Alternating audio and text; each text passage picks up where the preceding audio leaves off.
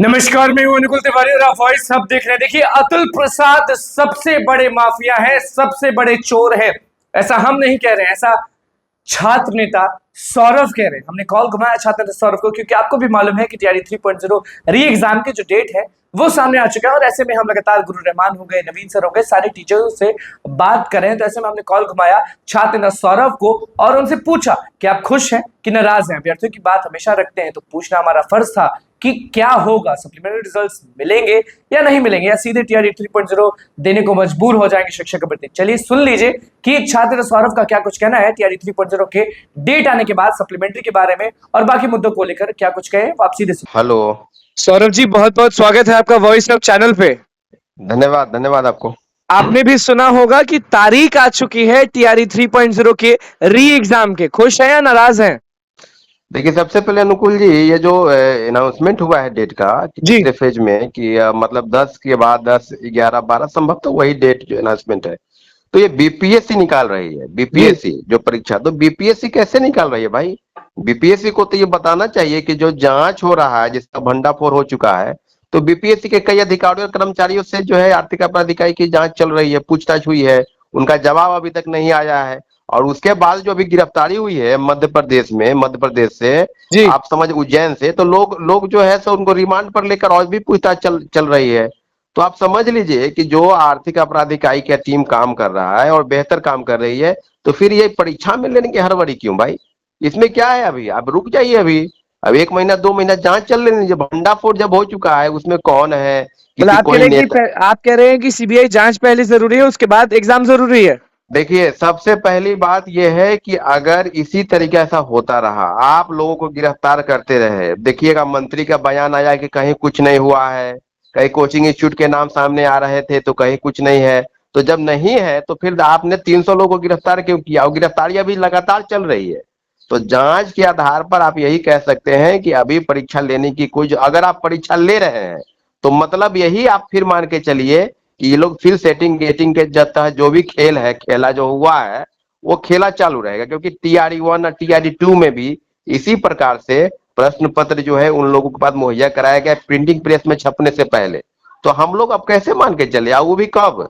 जब अतुल प्रसाद जी बयान दे रहे थे कि चांद पर जमीन नहीं खरीद पाएगा, परीक्षा में पेपर लीक नहीं होगा, कोई करवा नहीं पाएगा, इतना बेहतर एग्जाम आप कंडक्ट करवा लिए। तो अब हम लोग उस पर बेहतर नहीं कहेंगे। पहले हम अतुल प्रसाद जी का धन्यवाद अदा करते थे, लेकिन अब नहीं कहेंगे। अब इसलिए नहीं कहेंगे क्योंकि अब बिल्कुल क्लियर हो चुका है कि आपके रहते हुए, आपके सिग्नेचर से उन लोगों को ठेका मिला प्रिंटिंग प्रेस का, जो ब्लैक लिस्टेड कंपनी है। अतुल तो प्रसाद की बात आपने छेड़ दी है, तो आपको मालूम होगा कि चोरी हुई है उनके घर पर। हाँ, हमको भी बड़ा, कितना ईमानदार अधिकारी है, उनके घर में चोरी हो गया। चोर के घर में चोरी नहीं होगा तो क्या होगा? चोर के घर में चोरी चोर नहीं के होगा घर तो में, क्या? मतलब कि आप चोर थोड़ा भी संकोच नहीं कर रहे हैं चोर बोलने में? नहीं। अच्छा, ये तो बताइए, अब बीपीएससी के जब हम लोग जब छोटे थे, तो बिहार लोक सेवा आयोग जब बोलते थे ना, तो दिल में एक लगता था कि प्रतिष्ठा और उसके प्रति इमेज है। अब बीपीएससी तो कुछ नहीं है। 2 कौड़ी के भाव में बिक गया बीपीएससी के अधिकारी से कर्मचारी। अब बीपीएससी का चेयरमैन क्या बोलेंगे कि आपके एक व्यक्ति अमरेश कुमार द्वारा यह आरोप लगाया गया कि 3.5 करोड़ रुपया शिक्षक बहाली के नाम पर हमसे अतुल प्रसाद जी लिए हैं। उनकी वाइफ अनुभा प्रसाद, जो किसी बैंक कंपनी के भूमि विकास बैंक में एमडी है, आपने लिया है, तो आप तो उस पर ट्वीट नहीं किए। आपने, अगर वो व्यक्ति गलत कर रहा है तो उसके खिलाफ आपने तो कोई एफआईआर नहीं किया। और उल्टे कि हमारे घर से चोरी हो गया, अब तो ये भी यही कहेंगे ना भाई कि चोरी हो गया तो वो व्यक्ति करवा दिया होगा, आपके घर में हीरा जवाहरात था वो चुरा के ले गया। तो आप समझ लीजिए कि अतुल प्रसाद जी जो है ना, ये एक नंबर का जालसाज व्यक्ति है। लोगों को डराकर धमकाकर शिक्षक अभ्यर्थियों को कि हम जो है आपको दीवार कर देंगे, आप एप्लीकेशन दीजिए। जब लोगों ने एप्लीकेशन दिया ग्रीवांस सेल में, तो कितना पैसा लिया है अतुल प्रसाद ने ये सब करने का? 3.5 करोड़, 3.60 करोड़ का जो है आरोप है। हाँ, आप समझ लीजिए कि व्यक्ति जो है शिक्षक बहाली के नाम पर, और कुछ और बातें हैं जिसमें कोई छात्र नेता हैं जो क्रेडिट देते हैं कि अतुल प्रसाद जी ईमानदार और कर्तव्यनिष्ठ, और कुछ पत्रकार महोदय, पत्रकार आप नहीं कहिए, यूट्यूबर, तो इस तरह का चीज कर रहे हैं। तो आप समझ लीजिए कि सरकार के इतने बड़े पद पर बैठा व्यक्ति भ्रष्टाचार में लिप्त हो, लोगों को डरा धमका कर, शिक्षक, निर्दोष शिक्षकों अभ्यर्थियों पर जो प्रोटेस्ट करे अपनी मांग को लेकर कि आपको नहीं करने देंगे। हाँ, और आपने सप्लीमेंट्री रिजल्ट के नाम पर घोर मट्ठा किया, तो सप्लीमेंट्री रिजल्ट काहे दीजिएगा? आप तो तीसरा फेज का बहाली निकालिए, धन का उगा ही कीजिए, हम्म। लोग पहुंचाइए, यही तो आपका धंधा है। टीआरई लेकिन वन टीआरई टू सप्लीमेंट्री में किक गया। सप्लीमेंट्री की अब आशा छोड़ देना। नहीं नहीं, सप्लीमेंट्री की आशा क्यों छोड़ दे? हम सप्लीमेंट्री की आशा बीपीएससी से छोड़ चुके हैं, लेकिन हमने माननीय उच्च न्यायालय में कोर्ट दायर किया है। आपको याद होगा कि बिल्कुल बिल्कुल बिल्कुल। चार केस और दो केस की सुनवाई हो रही है। दो हम्म। केस की परसों ही सुनवाई एक और केस की है। तो जी। हम लोग अभी मान के हम लोग माननीय उच्च न्यायालय से फैसला, उच्च न्यायालय ने स्पष्ट तौर पर कहा है 8 सप्ताह का समय मिला, जवाब नहीं दिया, फिर 2 सप्ताह का समय मिला, जवाब नहीं दिया। तो आप अगर जवाब नहीं देते हैं तो फिर कोर्ट का फैसला आएगा कि जी। सप्लीमेंट्री रिजल्ट, जब सीटें खाली थी, मिनिमम कटअप को पार कर लिए हजारों अभ्यर्थी, तो फिर आप सप्लीमेंट्री रिजल्ट क्यों नहीं दिया? आपने कहा था कि पूरक परिणाम हम देंगे, हम्म। तो फिर अतुल प्रसाद जी क्यों नहीं बताया कि पूरक परिणाम क्यों नहीं दिया गया? तो ये जो तो दार्शनिक तरीके से बात करते थे। अभ्यर्थी और छात्र नेता सौरभ छीन पाएंगे सप्लीमेंट्री? देखिए क्योंकि अनुकूल जी, छीनना पड़ेगा, हक मिल नहीं रहा है अभ्यर्थियों को, छीनना पड़ेगा। देखिए पहले महागठबंधन की सरकार से हम लोग डिमांड करते थे, अब एनडीए की सरकार से डिमांड करते थे, लेकिन अभी लोकसभा के आम चुनाव होने वाले, हम आपको स्पष्ट बता दें कि इस लोकसभा के आम चुनाव में हम लोगों ने प्रथम फेज की बहाली, प्रथम चरण की चुनाव जो हुए उसमें स्पष्ट तौर पर हमने कहा था कि आप कुछ नहीं, युवा अभ्यर्थी जो आपने 5 साल पहले वोट दिया है जिससे, उसे सवाल पूछिए कि आपको वोट क्यों दे। और इस बार जो वोट मांगने आ रहे हैं तो आप सवाल पूछिए कि अगर आपको वोट देते हैं तो आगे आप क्या हम लोगों के लिए करने वाले हैं। तो यहाँ तो किसी, आप कई जगहों से देख सकते हैं कि लोगों को खदरा खदरी हो रहा है, पूछताछ चल रहा है कि आपने क्या किया है।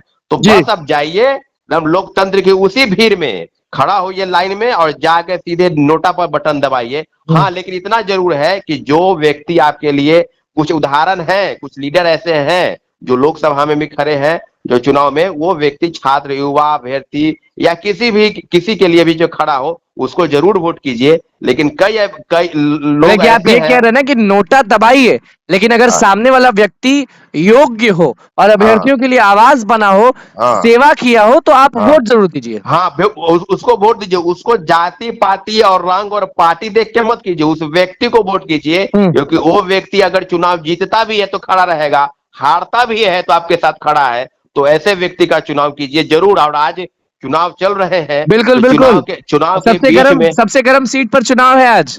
हाँ, कई जगहों पर चुनाव है। आपको कोसी के कई सीट है, आपको अररिया है, पूर्णिया हम्म। है। जी। तो आप समझ लीजिए कि सारे सीटों पर अगर चुनाव है, व्यक्ति, अगर कोई व्यक्ति आपके साथ खड़ा है तो जरूर आप उनको वोट कीजिए। लेकिन आप ध्यान दीजिएगा कि जो व्यक्ति कभी भी शिक्षक अभ्यर्थी, युवा, रोजगार, नौकरी के नाम पर कुछ नहीं किया हो, सिर्फ ठगा हो, ऐसे व्यक्ति को तब बहिष्कार तब नहीं कीजिए। देना है। और तब आपको नोटा पर बटन दबाइए, तब अच्छा, वहां जाइए, नोटा पर बटन सीधे दबाइए। नोटा दबा देना है। क्योंकि आपको पिछला बार चुनाव में जो आंकड़ा आया था, 5% जो है पूरे वोट का परसेंटेज कम गया है, और बिहार में सबसे कम परसेंटेज वोट हुआ है। तो हम लोग लगातार आह्वान कर रहे हैं कि आप जाइए भीड़ में, युवा लोग, और नोटा पर बटन दबाइए। सैकड़ों अभ्यर्थी हमको फोन करते हैं कि भैया हमने नोटा पर बटन दबाया। बिल्कुल सही काम है। और जहां आपको लगे कि अगला व्यक्ति आपके साथ खड़ा होगा, अब चुनाव जीतने के बाद भी, और या हार भी जाए किसी कारण से, तो खड़ा होगा, तो उसको जरूर वोट कीजिए, क्योंकि हम्म। आपके एक बहुमूल्य वोट से इस देश का, इस लोकतंत्र के जो पावन पर्व चल रहा है, उसमें कहीं ना कहीं मजबूती प्रदान होगी। और निश्चित रूप से सबसे बड़ी जो ताकत होती है वो जनता की ताकत होती है। आने वाले समय में युवाओं के साथ जो अपेक्षा हुआ है, जो उपेक्षा सरकार की है, उसको खामियाजा उसको भुगतना पड़ेगा। और हम लोग लगातार प्रयासरत है कि नोटा का सौरभ परसेंटेज जी, जरूर। हक कैसे मिलेगा? सबसे बड़ा सवाल ये है, क्योंकि शिक्षक अभ्यर्थियों के लिए सबसे बड़ी लड़ाई आप ही लड़े हैं और अभी भी आवाज बुलंद है। मांग लोगों का यही है कि टीआरई 3 से पहले टीआरई 1 और 2 की सीबीआई जांच हो, और टीआरई 3 में जो सबसे बड़ा मगरमच्छ है वो सामने आ जाए, उसके बाद ही कुछ हो, और उसके बाद सप्लीमेंट्री मिल जाए। लेकिन कोई सुनने को तैयार नहीं है, लोग बस स्टेज पर चढ़ जा रहे हैं और भाषण पे भाषण दे रहे हैं। देखिए, अभी जो चुनाव हो रहा है वो नौकरी के नाम पर युवाओं को भड़काने के लिए, या दलित के नाम पर ये सब जाति के कार्ड खेलकर, यही सब चुनाव है। युवाओं और रोजगार के नाम पर कहीं चुनाव नहीं हो रहा है। कोई युवा की बात नहीं करना। पता है आपको कि आपने जो वादा किया था, हम माननीय प्रधानमंत्री जी से अगर कहेंगे कि 2 करोड़ प्रत्येक वर्ष, तो 10 साल का आपका डाटा है, तो 20 करोड़ आपने नौकरी दी। तो आप तो बात तो करेंगे नहीं। अभी तो बस मुस्लिम, हिंदू, जाति पाति, यही सब पर फिर चुनाव आ गया है। तो आप समझ लीजिए कि हम लोगों ने सप्लीमेंट्री रिजल्ट के नाम पर जो याचिका दायर की है टीआरई 1 में, और टीआरई 2 में भी याचिका दायर हो चुकी है। तो सब मामलों पर हम लोग कोर्ट केस से ही उम्मीद है, अंतिम उम्मीद, अंतिम विकल्प के रूप में।